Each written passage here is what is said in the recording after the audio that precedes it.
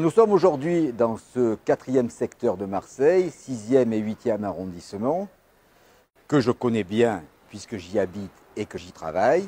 Nous parlons aujourd'hui de la problématique du stationnement qui est très cher et qui est, dans nombre de quartiers, impossible. Le manque de parking, parce qu'il est bien beau d'interdire les stationnements ou de limiter les stationnements, mais à condition, avant de verbaliser, de pouvoir se garer.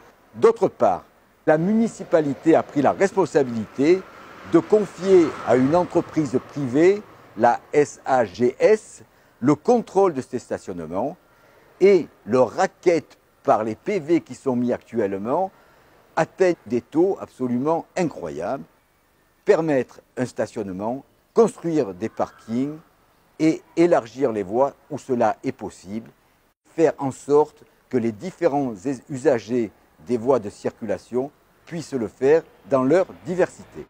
Nous sommes ici au cœur des 6e et 8e arrondissements. Vous apercevez derrière moi la place Castellane, un quartier symbolique de cette problématique qui se développe à Marseille, en particulier dans le centre-ville, de la voiture qui semble avoir envahi l'espace public. Alors, il y a une guéguerre, si j'ose dire, une opposition entre le piéton et l'automobiliste, alors que chaque piéton, à un moment donné, devient automobiliste et inversement. Et pourtant, les deux doivent cohabiter. La municipalité, aux commandes de cette ville depuis 25 ans, n'a pas prévu cette réalité.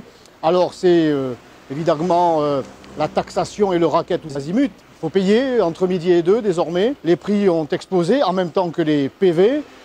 Moi, je serais plutôt favorable à une politique de réconciliation entre les automobilistes et les piétons, que chacun ait sa place au cœur de cette ville.